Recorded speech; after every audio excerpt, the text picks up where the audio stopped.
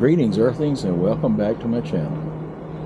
Well, we have made it to TTO, Thousand Trails Orlando.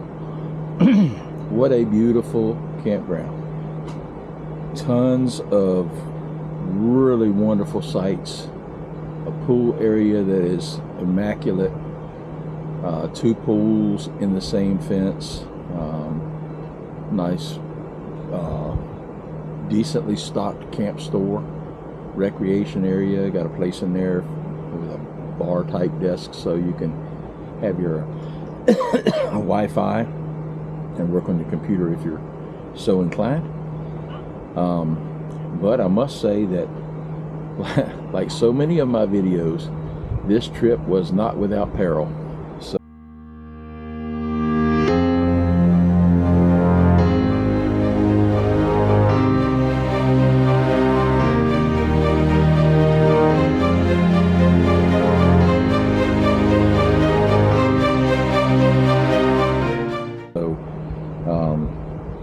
Just to give you a little idea, we started off the trip leaving from Point South let's see, Thousand Trails, Point South. I think it's the Oaks at Point South. It was in Yemassee, South Carolina. We headed out. I got a late start as usual. we planned on getting out of there by 9. We ended up getting out by a little after 11, I think. Then we ran into a tremendous traffic jam as soon as we crossed into Georgia. We were backed up for probably over 20 miles.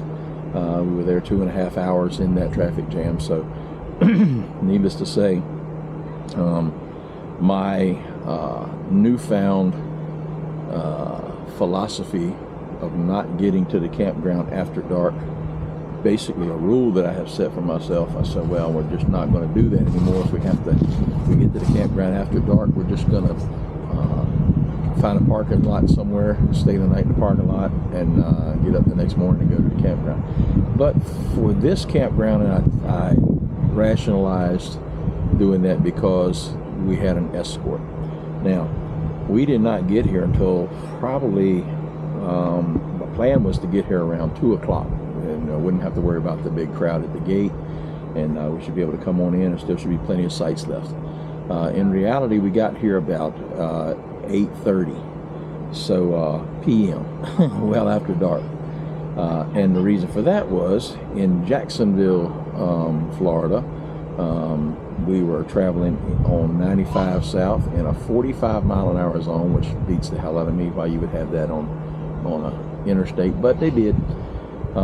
And for some reason, right as we crossed over the top of a hill, traffic was at a dead stop, and I stood on my brakes and it looked like I was going to come to a stop probably about 2 feet from the car in front of me, when all of a sudden I got hit from the rear. Now, you might think, well, you know, that's not so bad, but unfortunately, the car that hit me in the rear was my damn Toad. And so what had happened was, the first problem that we encountered was when I had to get on the brakes really hard, the RVI auxiliary braking system that's in my Jeep failed. It did not attempt to stop the Jeep at all. Nothing lit up on the screen, and there is a screen on the dash that you can tell when and how much brake it's applying, and it applied none.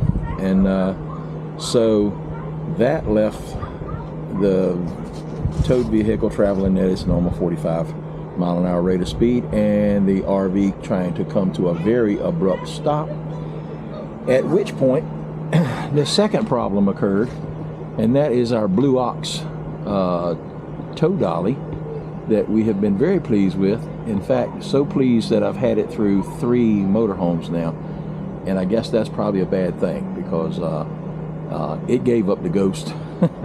It actually, bear with me, I'll take you around there and show you.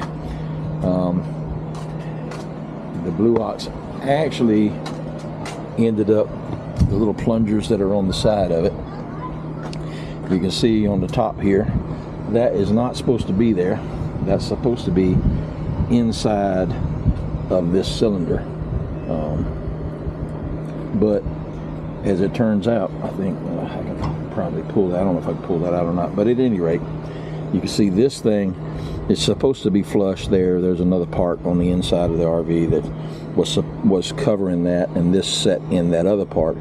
It pushed that completely out, which allowed a great deal of flex in this thing, and it ended up dipping down, and the Jeep came up and ran up underneath of it, and the Blue Ox was actually pushing down on the Jeep, and I thought that I had really messed up the Jeep. I thought we had some airbags that had been damaged, and because it was really squatted down low in the front.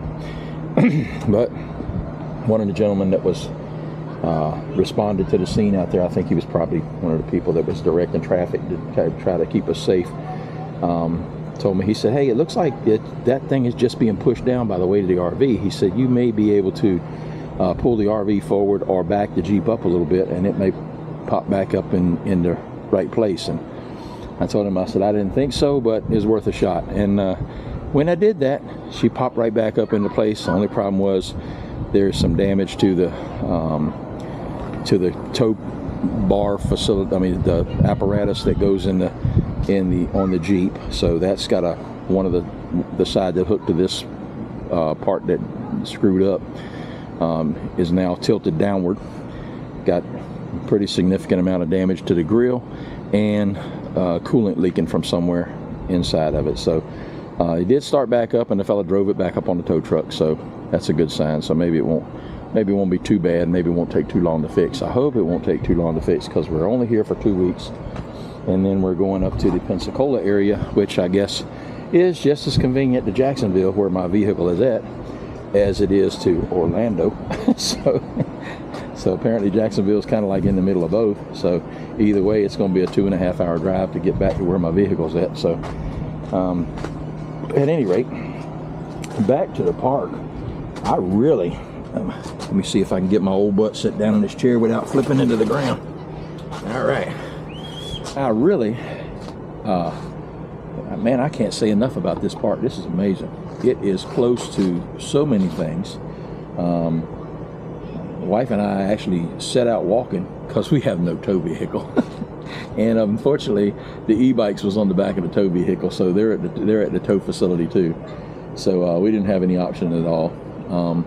But we set out walking today, and we walked up to a Publix, which is I don't know, it's probably 2 miles one way, 2.5, something like that. So we walked up there, and shoot, a half a mile of that is the driveway coming into the Thousand Trails. That's a long driveway. But so we walked up there. We had lunch at a little sushi restaurant, and went to Publix and got a couple things, and then turned around and come on back. Went by. There's a Wawa right up there as well, so we were able to go by and get the bride cigarettes. And so unfortunately, my doggone cigars are in my tow vehicle. The dog pen that we normally set up at the campsite is in the tow vehicle. The dog food is in the tow vehicle. However, we do have a spare container of dog food inside the RV, so they can still eat. So I think the plan is to probably rent a car or an SUV or a pickup truck or something. But I'm gonna have to rent something, drive back up to Jacksonville, and at least get the fence for the dog kennel and the e-bikes, and bring those back here, and my cigars. Can't forget my cigars. And hopefully we'll be able to enjoy the rest of the trip down here. We do have some very good friends that are members of a camping group that we belong to, that live here close by, and they'll be coming by to visit us tomorrow. So hopefully we'll have heard something back from the insurance adjuster by that time, and we can set up a rental car and all that good stuff, and get the repairs on the Jeep underway. There's a little bit of damage to the front of the RV. I guess I could go over there and show you that too while I'm showing you, but it's not too bad, all things considered. We got a little bit of a buckle here that folded up the steps a little bit, and I kind of tucked that out and got it up off of the steps a little bit. Some cracks around the light fixtures here. In fact, this light assembly had been pushed out, and I made the trip here basically in the dark with only one of these lights over here actually working. I don't know why there was only one working. I finally put the high beams on, and that brought two on, but it still had this one light over here that is working. When I got it together, it's producing probably twice the amount of light as the one on the driver's side. So I'm gonna be working on that a little bit too over here. But looks like a little bit of cosmetic damage on the fiberglass. I'm sure somebody with good fiberglass skills can probably fix this one up without having to replace the whole cap this time. So and then I'm gonna get into this generator door here probably tomorrow. See what I can do in figuring out why that's sitting in there so cattywampus, and see what I can do with that. But hopefully we'll get it back up and running and be good to go. So, but man, I tell you what, if you haven't been to TTO, which I'm quite sure, like most things, I'm the last one to figure this out. But man, what an amazing campground. People that are always complaining about Thousand Trails and how the roads are too narrow and the sites are not level and all that. They really this is not the typical Thousand Trails park. This is the flagship Thousand Trails park. This is if they could strive to have every park look like this, their membership would be through the roof. There would be nobody complaining about any problems with Thousand Trails, because this thing is amazing. I mean, there's over 1,000 sites here, and I mean it's well maintained. There are plenty of amenities, pool area, recreation, even the sales building is inviting. So it's got a couple of retention ponds down there with signs that say do not feed the alligators, or do not harass the alligators, or something along those lines. I ain't seen no damn alligators, but there's a lot of water missing out of the ponds, so that might be the problem. But at any rate, all right, that'll bring y'all up to speed for this week. I might get another video as we learn more about this park. Like I say, we only got in last night, so and most of the day today has been spent trying to put things together and set up all this crap that you see out here in front of you. So and figuring out which way the sun's going and when to put out the awning and when the awning is going to do us no good. And right now the awning is in that no good phase, but the sun will be down in a couple hours, so then we'll be able to sit back out here, turn the lights on, and enjoy the evening weather. So I don't know what the temperature is right here. It's probably 80, 82, something like that. It's considerably warm, but not so warm that it's uncomfortable. And there's about a 7-mile-an-hour breeze that's been blowing all day. So you can't complain about stuff like this. I mean, it is absolutely a wonderful experience. And my wife said earlier, she said, this is my favorite Thousand Trails park that we've been through so far. I'm like, yeah, I can understand that. But yeah, so if you haven't been, try to make your trip. Hey, look, if you like this kind of content, take a minute, hit that like and subscribe button. If you have been here and you know the area pretty good around here, put something in the comments. Let me know. Good thing, like a good place to get a rental car. that's a good one. I'm going to need. I'm going to need a rental car, and I'm thinking about maybe this is a kind of a unique experience in a huge campground, so I may actually rent a golf cart while we're down here. Not something I really want to do, but I'm trying to keep that budget under control. But I don't think we're going to see any more campgrounds like this for a while, so I might as well take advantage of it and get on a golf cart. And at least for a couple of days we can ride around and see all there is to see, and without having to work myself silly. But a little concerned because my my wife is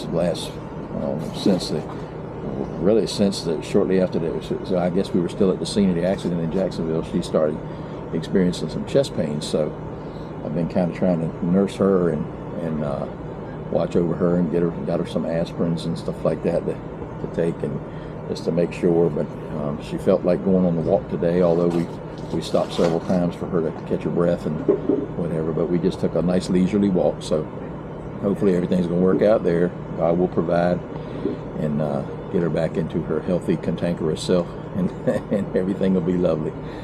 But again, hit that like and subscribe button if you like this kind of content. Put something in the comments. Let us know, if you've had experience with this particular park. Man, I tell you, I can't imagine that anybody would have anything bad to say. So I'm sure there'll be all positive comments. But at any rate, put them down there, positive or negative. If you had experiences here and good experiences or bad experiences, whatever, put them in the comments down there. Let us be prepared as we begin our adventure down here for the next couple weeks. So, and we'll take a look through all those and see what other people have to offer. So remember, it'll be easy here, but like I always say when camping, take only photos, leave only footprints. We'll see you next trip. Travel safe.